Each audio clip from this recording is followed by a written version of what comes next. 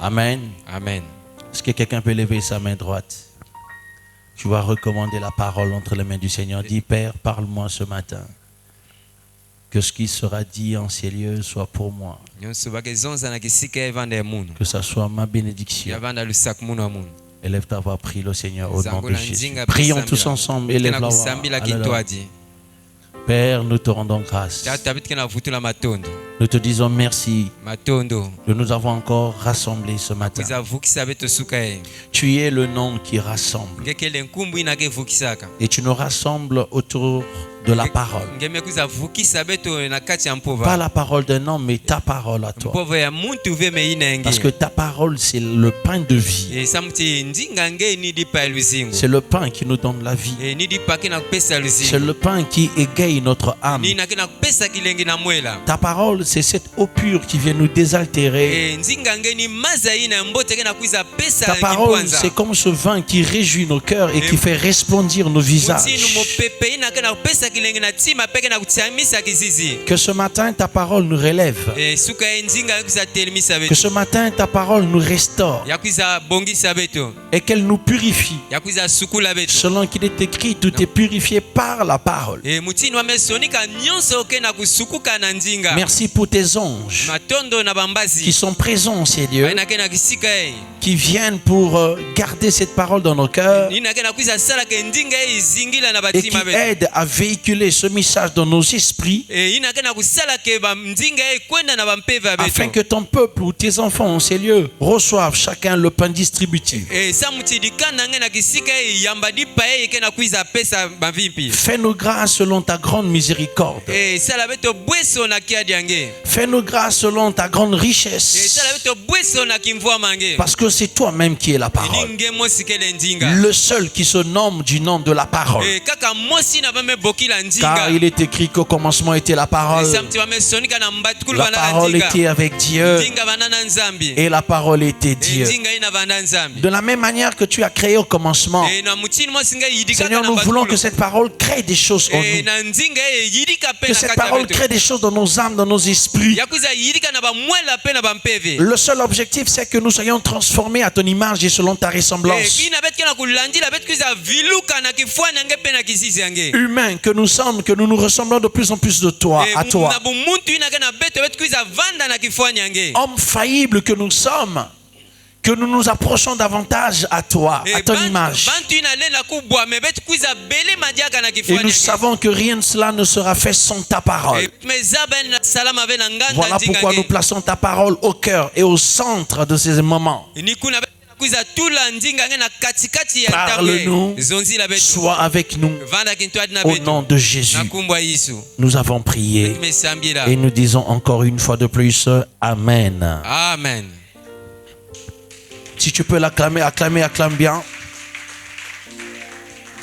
Alors, j'aimerais aujourd'hui partager avec toi. J'aimerais te faire d'abord une lecture d'une pensée que l'homme de Dieu nous a communiquée hier.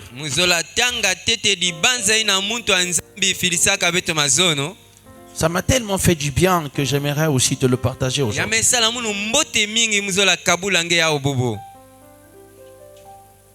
L'homme de Dieu a l'habitude souvent de nous envoyer des portions de messages, des paroles de motivation comme ça.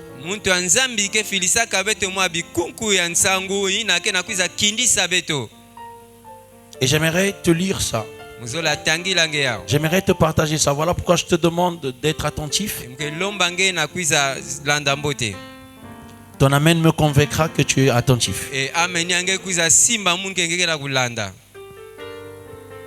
Écoute ce que l'homme de Dieu nous a dit.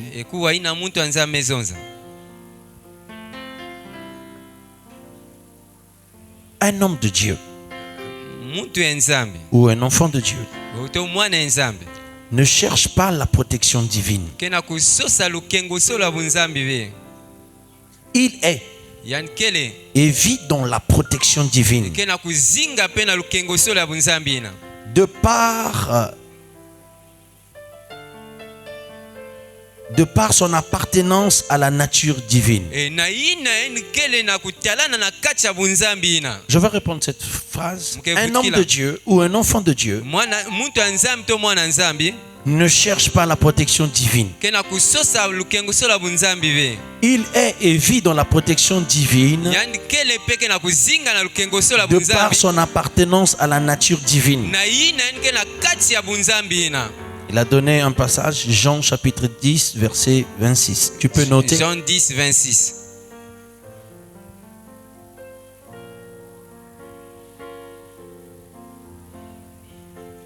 Alléluia. Jean 10, 26 à 30. Jean 10, 26 à 30. Là-bas, Jésus était en train de parler. Il disait que personne ne pourra nous ravir de sa main et de la main de son Père, qui est le Tout-Puissant. Il dit, nous ne cherchons pas la protection divine, mais nous vivons dans la protection divine. Depuis le jour de notre salut, nous avons été transportés des ténèbres à son royaume de lumière.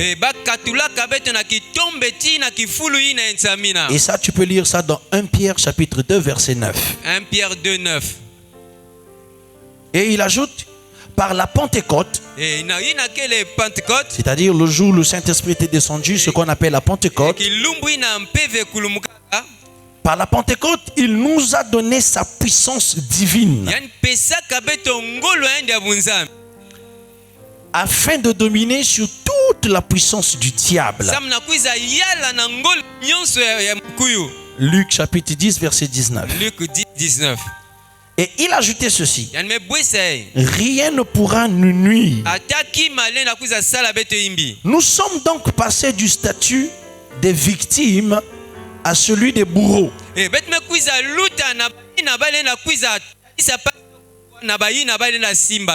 Alléluia. Et nous sommes passés du côté des proies à celui des prédateurs.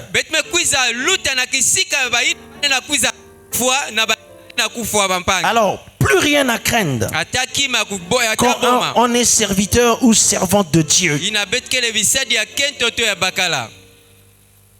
Car il y a une promesse qui nous garantit la protection depuis même l'ancienne alliance.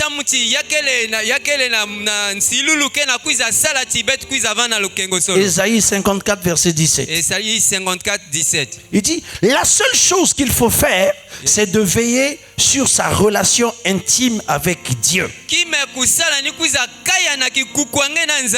afin de lui rester fidèle en tout temps. Car l'infidélité à l'alliance brise notre relation avec Dieu et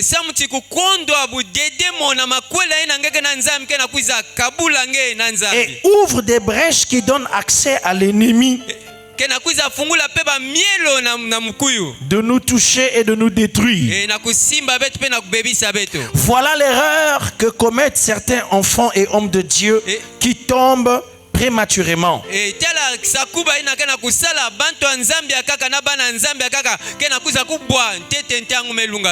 Ils entrent soit dans la compromission, soit dans l'apostasie ou dans le mélange ou encore dans le péché du roi Saoul et perdent la gloire divine et tombent sous le jugement de Dieu. Il y a beaucoup d'autres raisons que nous pouvons évoquer pour justifier cela. Mais celui qui reste fidèle au Dieu de son alliance vivra longtemps et aura une heureuse vieillesse comme notre père Abraham.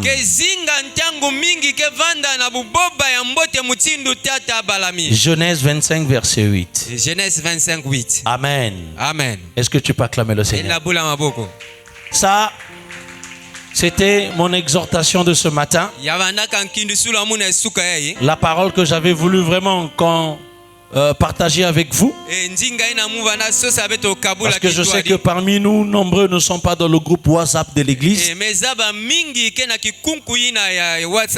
Ceux qui sont dans le groupe ont certainement eu la grâce de lire ce message. Mais ici, j'ai bien voulu partager parce que cette parole était devenue comme la mienne. Aussi pour te faire profiter de ces choses. Et j'ai compris une chose, que servir le Seigneur est une grande grâce. Alléluia. Amen. Et si tu as bien suivi la lecture, à partir d'aujourd'hui, tu cesseras de demander à Dieu, Seigneur, protège-moi. Parce que tu es déjà protégé. Tu es dans la protection divine. Depuis le jour de ton salut, depuis le jour où tu as donné ta vie à Jésus, depuis le jour où tu as reçu Jésus comme Seigneur et Sauveur, et surtout à ceux et celles qui le servent, à ceux qui sont consacrés, à ceux qui se sont engagés dans la voie de Dieu, dans le service du Seigneur. Bien-aimé, sache que tu es dans la protection divine. Il a dit que ceux que le Père m'a donné sont dans ma main droite. Et il dit, et personne ne les ravira de ma main. Car personne n'est plus grand que mon Père qui me les a donnés. Et pour ceux qui étaient là hier matin au culte matinal, nous avons compris que nous sommes Israël. Que nous ne sommes pas n'importe qui. Nous ne sommes pas un peuple comme les autres peuples. Nous sommes un peuple mis à part qui a sa demeure du haut des collines. Notre demeure, ce n'est pas sur les collines, mais notre demeure, c'est du haut des collines. Cela veut dire que c'est au-delà des collines. Et Colossiens chapitre 3 verset 3 vient nous confirmer cela. Lorsqu'il nous dit que notre vie est cachée en Christ dans les lieux célestes. Voilà pourquoi, cher bien-aimé, tu dois comprendre ces choses. Que tu n'es pas n'importe qui. Je dis à quelqu'un, tu n'es pas n'importe qui. Je dis à quelqu'un ce matin, tu n'es pas n'importe qui. Mais tu es précieux devant le Seigneur. Et que ta vie est caché en Christ. Pas sur la terre, mais dans le lieu céleste. Toi, pour que quelqu'un te touche, la première des choses qu'il doit faire, il doit d'abord parvenir à aller au ciel. Parce que c'est là-bas que Christ est. La deuxième chose, cette personne-là doit d'abord parvenir à détruire Christ, à déchirer Christ, et après il pourra te sortir. Parce que tu es pas seulement au ciel, mais au ciel là-bas tu es en Christ. Est-ce que quelqu'un est en train de comprendre ces choses? Tu es en Christ. Bien que tu vis sur la terre, mais ta vie est cachée là-bas. Comprends comme si ta vie a deux dimensions. Ta vie terrestre et ta vie céleste. Mais ta vraie vie est la vie là-bas. On ne peut pas toucher ton corps si là-bas n'est pas touché. Voilà pourquoi je dis à un enfant de Dieu, la sorcellerie ne t'atteindra pas. Les imprécations ne t'atteindront pas. Ces choses-là ne t'atteindront pas. Selon qu'il est écrit, ils vous feront la guerre, mais ils ne vous vaincront jamais. L'ennemi s'élèvera. Oui, il peut s'élever. Le diable peut s'élever contre toi. Le diable peut pouvoir t'attaquer. Mais sache une chose, en vain il va t'attaquer. De la même manière qu'il s'élève, c'est aussi de la même manière qu'il s'écroulera. De la même manière que Pharaon s'est élevé pour poursuivre les enfants d'Israël et qu'il a fini sa vie au fond de la mer. C'est de la même manière que tes ennemis finiront leur vie. Alléluia. Balaam a dit à Balak, je suis en train de voir ce peuple. Et lorsque je le vois, je vois l'Éternel qui se lève comme une lionne. Je vois Dieu qui se lève comme un lion rugissant pour protéger ce peuple. Bien-aimé de le Seigneur, lorsqu'il regardait, Balaam a vu encore que de ce peuple-là jaillissait une lumière. Il voyait une grande étoile. Il voyait un soleil qui s'élevait, qui éclairait Israël. Pour dire à quelqu'un qui est ici, pour dire à toi chandelier, tu n'es pas n'importe qui. Il y a un soleil qui est derrière toi. Il y a un lion qui marche devant toi. Tu n'es pas n'importe qui. Tu es un peuple puissant. Oh, est-ce que quelqu'un m'entend ce matin? Je dis que tu es un peuple puissant. Tu es un peuple puissant. Et crois ces choses. Des fois, ce qui nous arrive, c'est que nous oublions ou nous doutons parce que notre foi n'est pas tant ferme. Notre foi n'est pas si ferme. Mais je veux, par ces paroles, redonner vie et foi à quelqu'un pour lui dire que ton Dieu est vivant. Crois au Seigneur. Crois à la protection divine.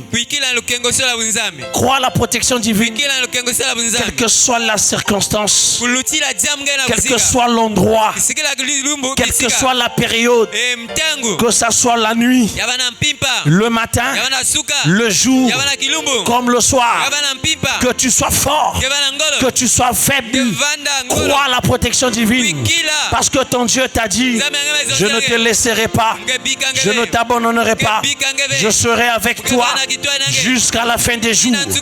Aussi vrai que les jours ne sont pas encore arrivés à leur terme, le Seigneur ne t'abandonnera pas, sa protection ne te quittera pas. Alléluia. Voilà pourquoi en tant qu'enfant de Dieu, tu dois rester en éveil. Tu dois rester en éveil. Parce que les barrières de sécurité tombent. Lorsque ta relation avec Dieu tombe, les barrières de sécurité tombent. Lorsque ta foi subit des chocs. Quand ta foi n'est plus stable, à cause des différentes épreuves, à cause des sentiments qui peuvent naître dans ton cœur, cela te déstabilise. Tu sens comme si le monde est tout noir autour de toi. Tu sens comme si la planète ne tourne plus. Il y a des moments sombres comme ça dans la vie des hommes où rien ne marche. Tu perds le travail ici. Demain c'est ton mariage qui subit des problèmes. Après demain c'est des difficultés. C'est le trouble dans la famille. Il y a des maladies par ici. Il y a des décès par là. Il y a des histoires sales qui sortent. Il y a des difficultés de tout genre qui arrivent, qui s'élèvent devant toi. Ton âme est excité. Tu veux faire des choses selon toi. Tantôt tu n'as même plus confiance en Dieu. Comme hier je parlais avec une de mes filles qui était en larmes, qui me disait, papa je déteste ma vie. Papa je ne veux même plus vivre. Il y a des moments comme ça parce que sa soeur lui a dit, tu es assez grande, je ne peux plus m'occuper de toi. Quand tu as eu tes 18 ans, tu n'as qu'à te débrouiller dans ta vie. Elle se disait, regarde. Et elle voyait, elle pleurait. Je lui dis, ma fille ne pleure pas. Elle me disait, papa trop c'est trop. Depuis que j'étais enfant, je ne grandis que de maison en maison, de région en région. Et ma propre conscience me dit ça. Je déteste ma vie. J'ai envie de mourir. Je ne m'aime plus. Je suis désespéré. Je suis déboussolé. Comment irai-je à l'école? Comment ferai-je? Comment? Elle était en larmes. Elle était en train de pleurer. Je la regardais. Je lui dis, ma fille, les larmes qui coulent en toi sont simplement en train d'annoncer que tu as un lendemain meilleur. Car les souffrances du temps actuel ne seront guère comparées à la gloire à venir. Le Seigneur te révèle. Le Seigneur te révèle. J'allais dire te réserve des lendemains meilleurs. Et j'aimerais dire à quelqu'un qui peut être en train de souffrir, les souffrances des temps actuels généralement sont des grands indicateurs de ce qui nous attend demain. Et enfant de Dieu, ne perds pas la foi. Écoute ce que l'apôtre nous a dit par cette exhortation. Nous sommes protégés par Dieu. C'est pas parce que nous prions. Nous sommes protégés par Dieu. C'est par rapport à notre nature. Parce que nous sommes fils de Dieu. Parce que nous lui appartenons. Voilà pourquoi il nous protège.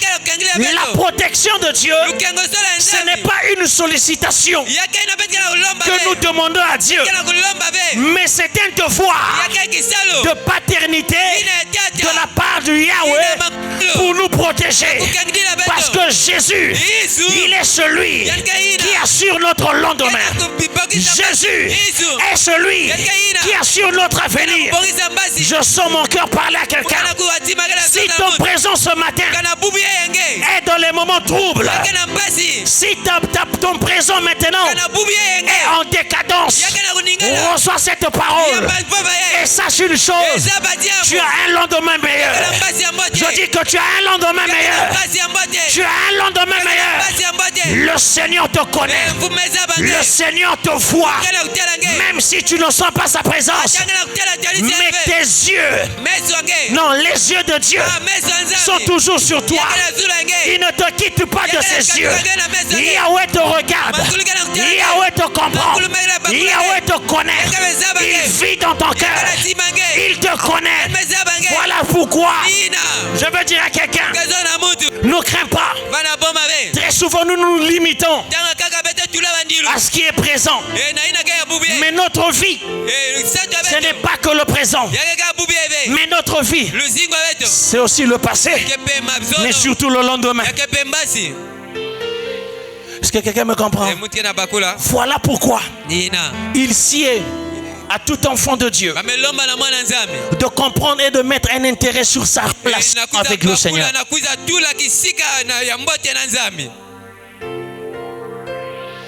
Vous savez, très souvent, nous nous appliquons beaucoup dans nos relations interpersonnelles. Souvent, on fait beaucoup d'efforts pour ne pas déplaire à sa femme. Pour ne pas déplaire à son mari. Pour ne pas décevoir son frère ou sa soeur.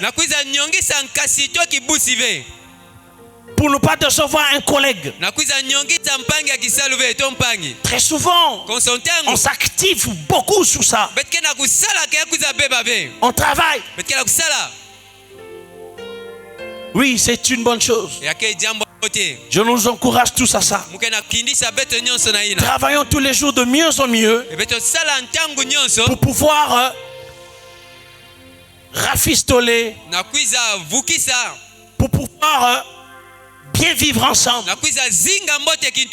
Parce que nous croyons aux vertus et à la valeur du vivre ensemble. C'est très important. Mais écoutez, chers bien-aimés, les relations humaines, aussi vraies qu'elles sont importantes, ne supplantera jamais la relation verticale, la relation avec Dieu.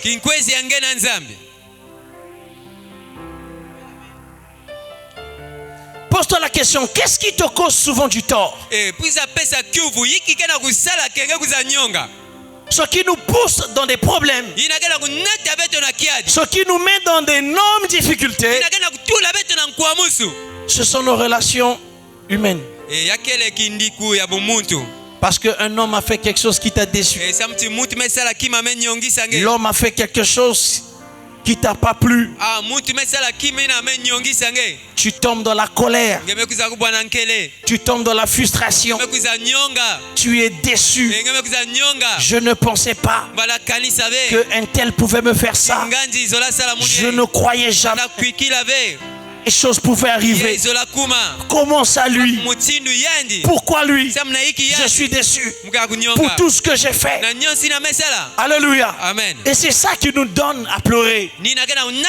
C'est ça qui nous amène à pleurer, à être déboussolé. Ce sont ces choses. Parce que celui qui touche le cœur de l'homme, c'est l'homme. Celui qui force le cœur de l'homme, le marteau qui brise le cœur de l'homme, c'est l'homme. L'homme peut te déformer. Tu étais gentil aujourd'hui à cause de ce que les hommes t'ont fait. Demain tu décides de ne plus être ce que tu étais. Et ce sont ces choses que tous ici nous avons déjà subi, ou encore que nous subissons. Mais lorsque nous arrivons à de tels points, au point où nos relations sont fragilisées, au point où nous nous trouvons au bord du gouffre,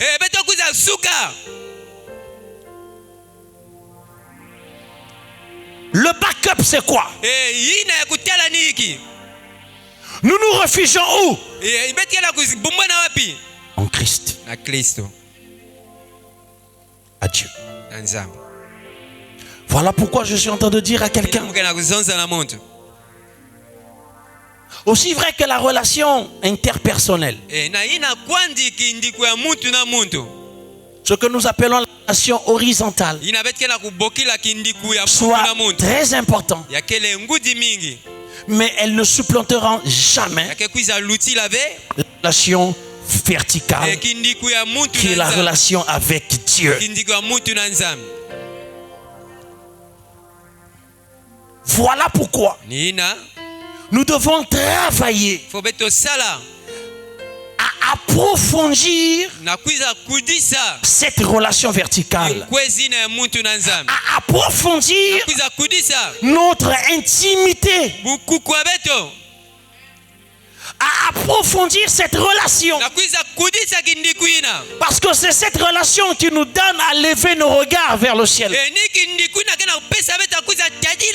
C'est cette relation-là qui nous pousse à être interdépendants, à être dépendants de Dieu, à être dépendants de Dieu et à n'attendre que de Dieu.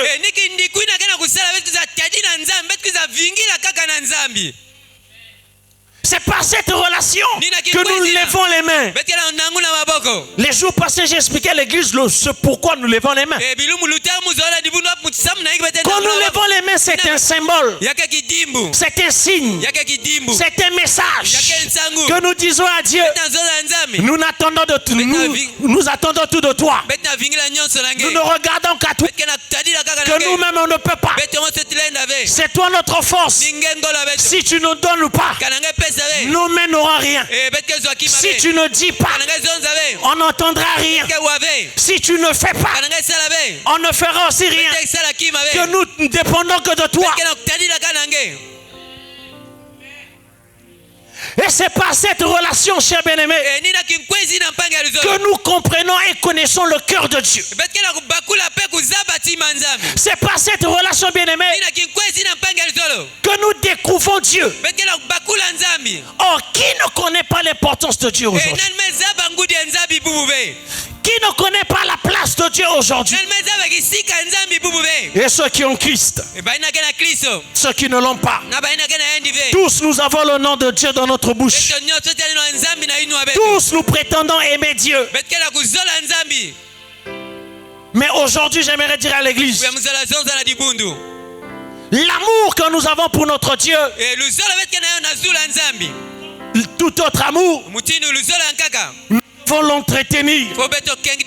Et obtient de cet amour, c'est de par notre relation que nous devons avoir avec lui. La relation t'amène à l'intimité. Si tu n'es pas en relation avec Dieu, tu ne peux pas entrer dans son intimité. Les trésors divins, les dons parfaits, les grâces excellentes nous sont donnés et révélés dans la relation d'intimité avec Christ.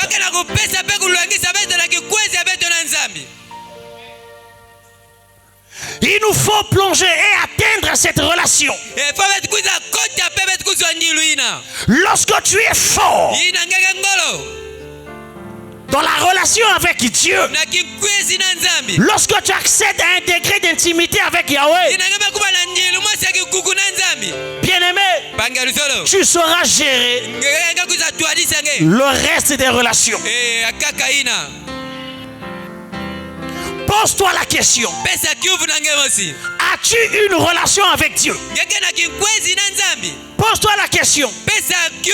As-tu une intimité avec le Seigneur? Chandelier, tu ne peux pas faire des exploits. Tu ne peux pas aller de l'avant avec ce Dieu si tu n'es pas dans son intimité. Parce que l'intimité relève du cœur.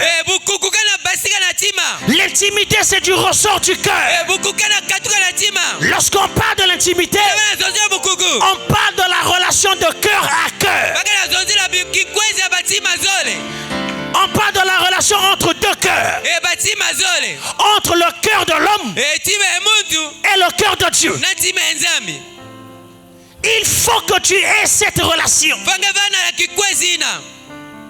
Il faut que tu arrives à cette dimension d'intimité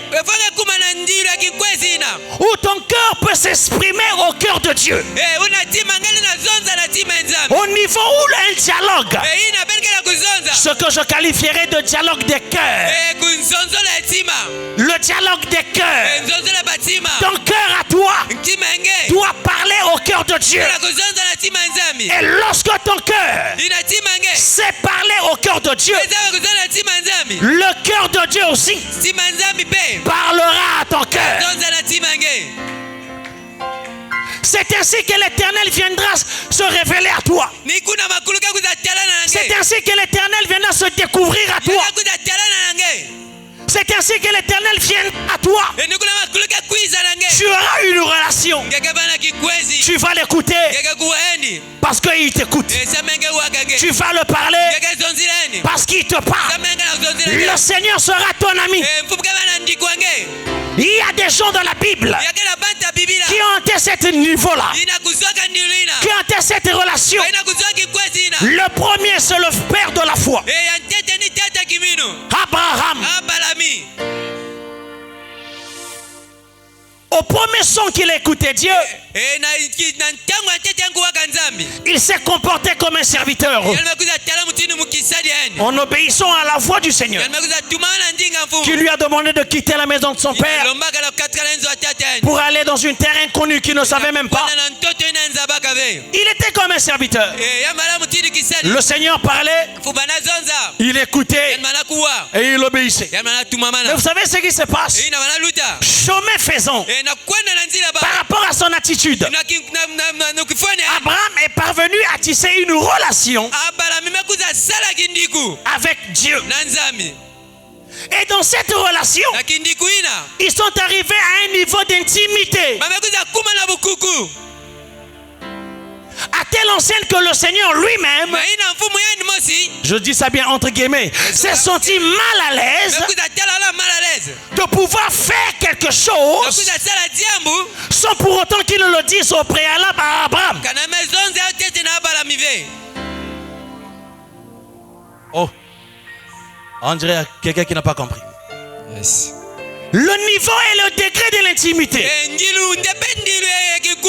qu'avait Abraham à Dieu a fait que Dieu s'est senti un peu gêné, qu'il aille détruire Sodome et Gomorrhe, sans pour autant qu'il ne le dise d'abord à Abraham. Il s'est dit en lui-même, cacherait ces choses-là à Abraham. Parce que chemin faisant, au fur et à mesure que la relation grandissait, ce n'était plus serviteur à maître, mais c'était maintenant la relation de ami à ami. C'était maintenant la relation entre amis. Oh, la relation d'amitié, c'est la relation de cœur.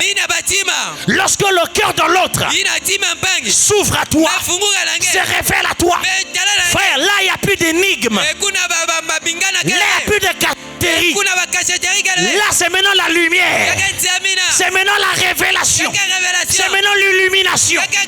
Tu connais ce qui est sur le cœur de Dieu, et Dieu connaît ce qui est sur ton cœur.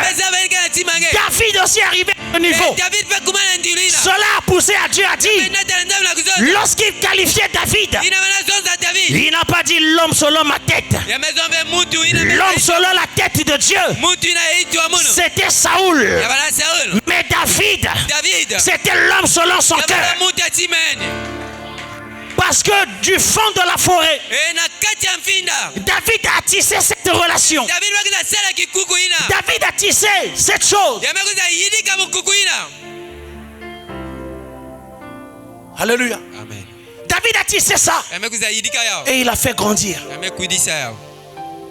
Si Abraham l'a fait, si David l'a fait, et j'aimerais te dire en passant, Joseph aussi l'avait fait. Daniel aussi l'avait fait. Il y a des gens dans la Bible qu'on appelle les amis de Dieu.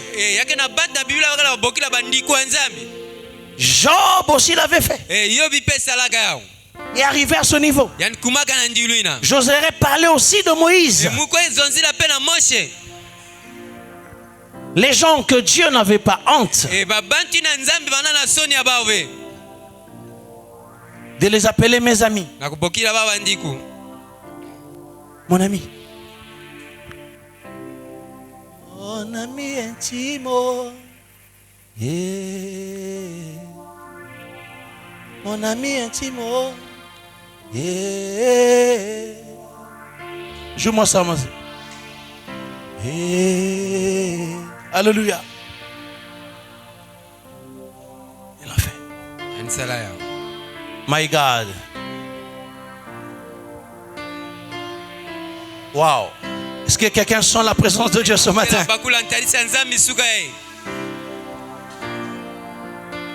J'ai besoin juste d'une sourdine. Une voix en sourdine.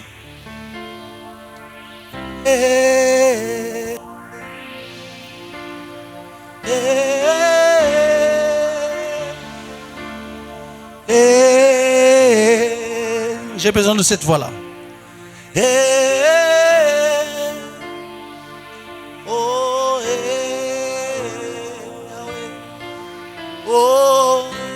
Là où tu es, tu peux dire, Seigneur, je t'ouvre mon cœur. Je veux accéder à l'intimité. Oh, yeah. Mon ami intime.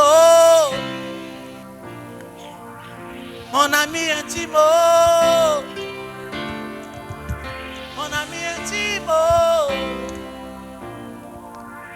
Mon ami intime. Celui qui me sent d'eau. Est-ce qu'on peut chanter? Tu me connais, oh. Hey. Mon ami intime. Hey. Yahweh, intime. Hey. Oh, ami intime. Hey. Tu es mon Dieu. Oh, hey. Mon ami intime. Hey. C'est lui qui me comprend. Oh. Hey.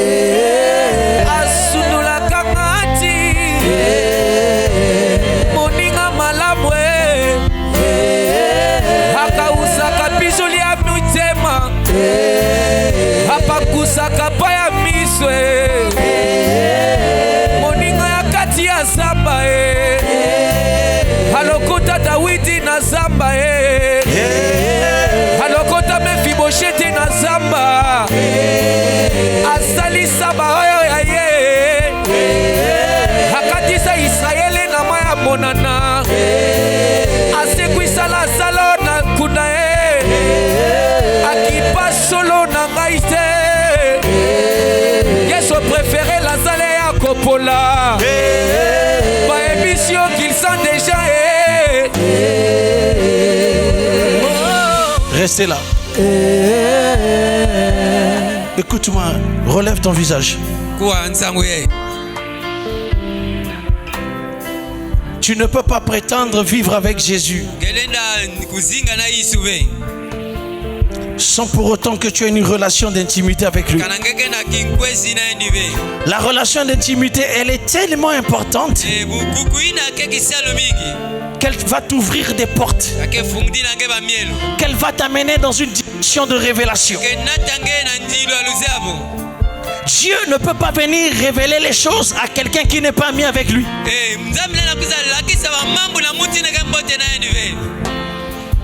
Dieu révèle les secrets à ses amis.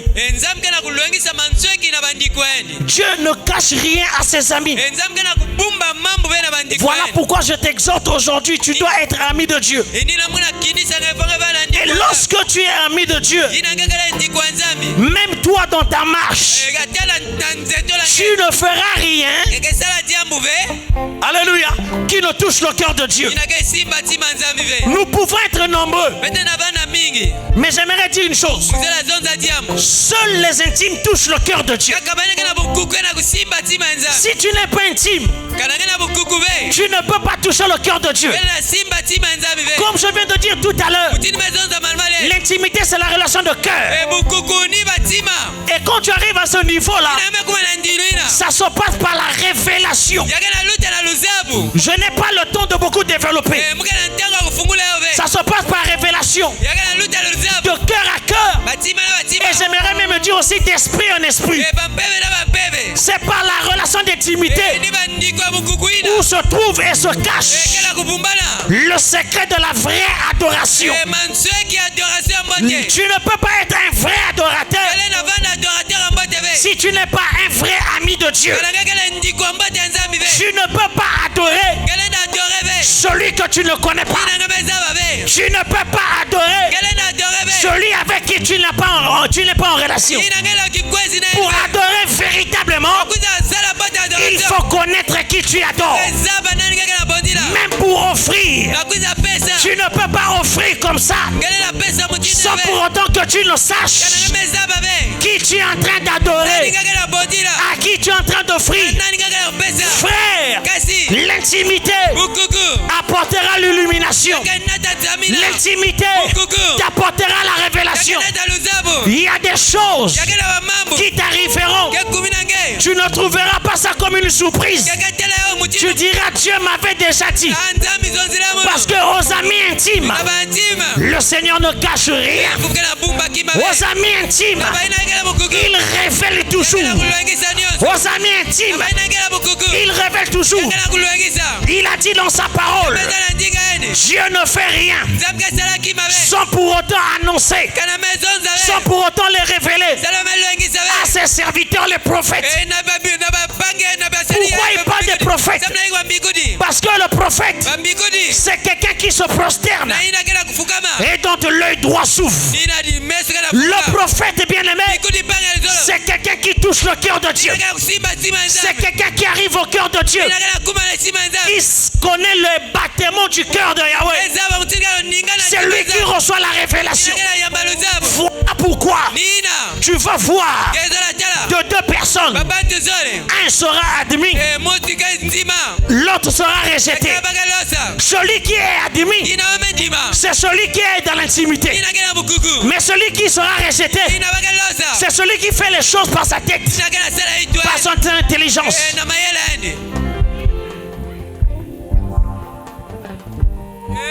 Dis avec moi, Caïn.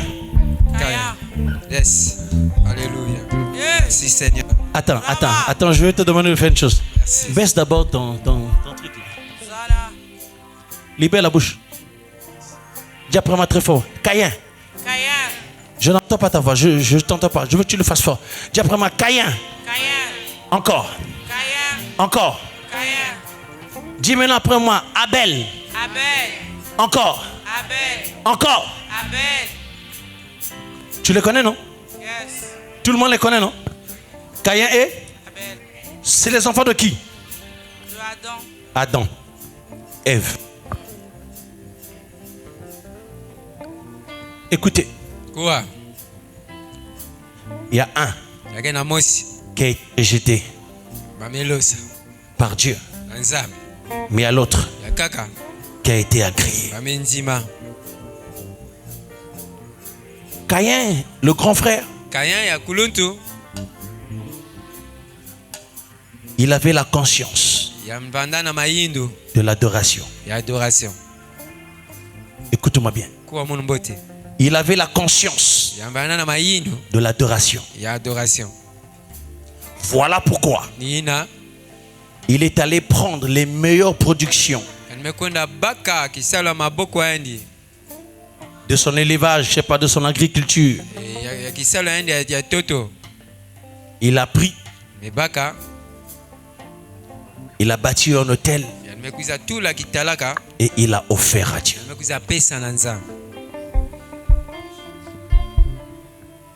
Mais à contrario, Abel, son frère, lui n'avait pas la conscience de l'adoration, mais il avait le cœur de l'adoration. Qu'est-ce qu'il a fait?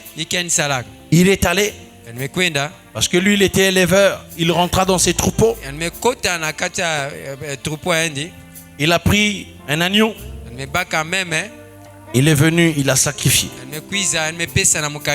Donné des prémices. Les deux étaient là. Chacun avec son autel. Le premier Caïn, les fruits, les premières productions de son travail. Et le deuxième, Abel, était là. Il a porté les premières portées de son menu bétail. Les deux ont offert. Vrai ou faux? Vrai. Les deux ont fait quoi? Offert. Les deux ont bâti l'autel. Les deux ont placé le sacrifice. Et les deux se sont levés. Tous les deux, ils ont respecté la loi sacerdotale. Tous les deux ont respecté la loi de la sacrificature. Mais des deux, un a été agréé et l'autre ne l'a pas été. Celui qui n'a pas été agréé, c'était Caïn. Pourquoi? Parce que les choses qu'il avait faites, il avait faites par la tête. Dis avec moi, par la tête. Par la logique. Par les raisonnements. Ou encore par la raison. Alléluia.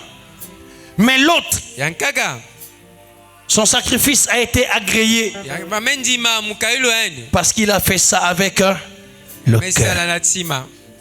Dis avec moi, le cœur. Encore. Encore.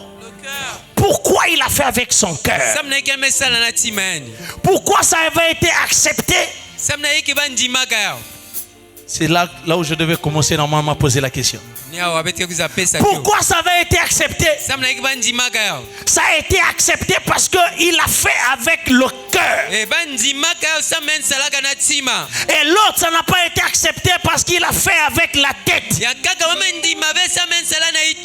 Bien-aimé, Dieu, en ce qui concerne la relation d'intimité, il ne s'occupe pas de ta tête, mais il s'occupe de ton cœur.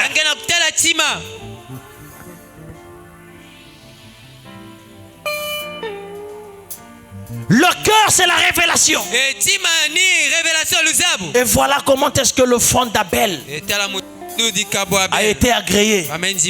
Parce que Abel, entrant dans l'intimité par l'esprit de la révélation, avait déjà vu les jours à venir que l'agneau de Dieu serait immolé. Il était rentré dans le cœur de Dieu. Il était rentré dans les pensées de Dieu. Et il a touché le cœur de Dieu. C'est comme s'il est venu toucher les plans de Dieu. Il est venu révéler les plans de Dieu. Et Dieu, voyant son enfant a dit, l'offrande de cet enfant est révélateur de ce que moi je dois faire. Bien aimé, la dimension de l'intimité t'amènera à ce niveau-là. Tu toucheras le cœur de Dieu et tu seras même capable d'anticiper un certain nombre de choses que Dieu peut faire. Je sais que ce matin, tes oreilles auront du mal à m'écouter. Mais je te prie, prends la vidéo, suis ça des jours. Une fois, deux fois, trois fois, quatre fois, cinq fois. Tu écouteras. Alléluia. Quand tu arrives à un niveau élevé de l'intimité, tu peux prévoir des choses qui sont dans le cœur de Dieu. Le niveau élevé, ça veut dire qu'il y a maintenant une unité des cœurs. Ton cœur devient le cœur de Dieu. Ta pensée devient la pensée de Dieu. Ainsi tes actes sont de Dieu. Voilà ce que cet homme a fait. Il a prouvé. Ça a amené la jalousie. Caïn s'est fâché. Il a tué son frère. Mais là n'est pas notre question aujourd'hui. J'aimerais te parler de l'intimité. L'avantage de l'intimité. Cette relation d'intimité. Voilà la relation que Dieu attend de nous. La relation humaine. Faisons ça avec les hommes. Mais dans l'intimité, faisons ça avec Dieu. Vous savez que Dieu est esprit. Et il faut que ceux qui l'adorent en esprit et en... Voilà là où le Seigneur nous attend.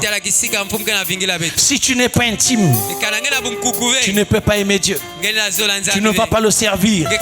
Tu ne vas pas faire beaucoup de choses avec lui. Voilà pourquoi tu vas voir dans ta marche, il y a beaucoup de choses qui sont biaisées. Il y a beaucoup de choses qui ne se font pas bien. Il y a des histoires qui ne marchent pas bien. Parce que tu as un problème d'abord relationnel avec Dieu. Et l'intimité aussi relève de la nature.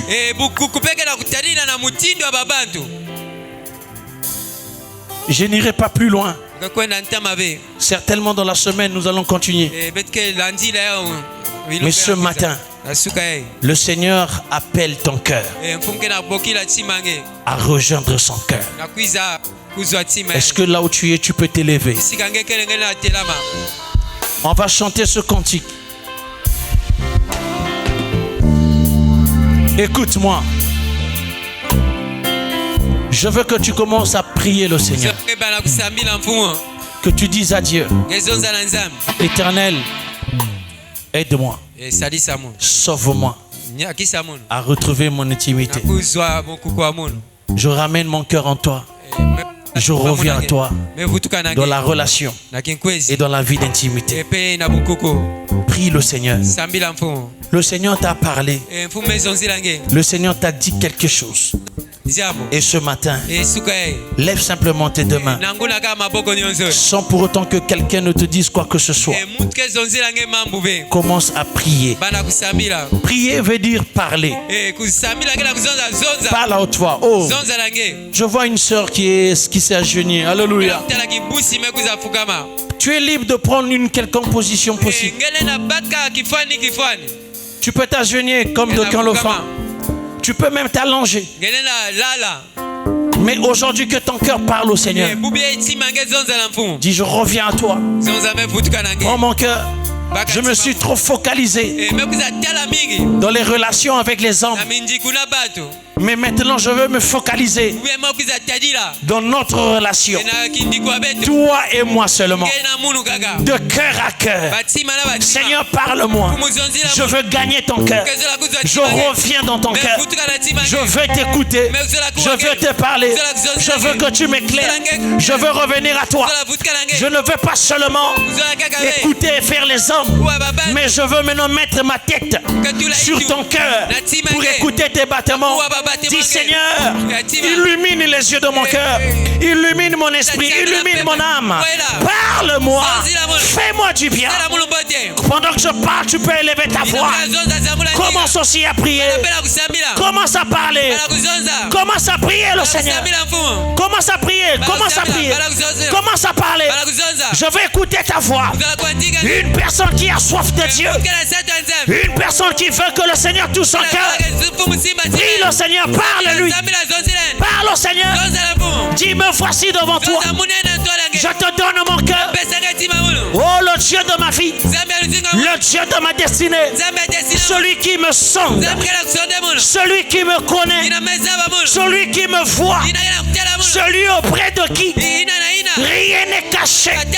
Oh mon Dieu. Je dirais comme David. Où irai-je? Où fuirai-je? Loin de ta face. Oh Baba. Tu es mon Dieu. Ma fille est constamment devant toi. Ma fille est là devant ta face. Le Dieu de mon esprit. Le Dieu de ma vie. Oh mon Dieu. L'Éternel. Tu me sondes. Et tu me connais. Tu sais quand je m'assieds. Et quand je me lève. Tu pénètres de loin ma pensée. Tu sais quand je marche. Et quand je me couche. Tu pénètres toutes mes voies. La parole n'est pas sur ma langue. Tu la connais entièrement. Oh Seigneur, avant que je ne parle, tu sais ce que je vais dire. Avant que je ne fasse quoi que ce soit, tu sais ce que je vais faire.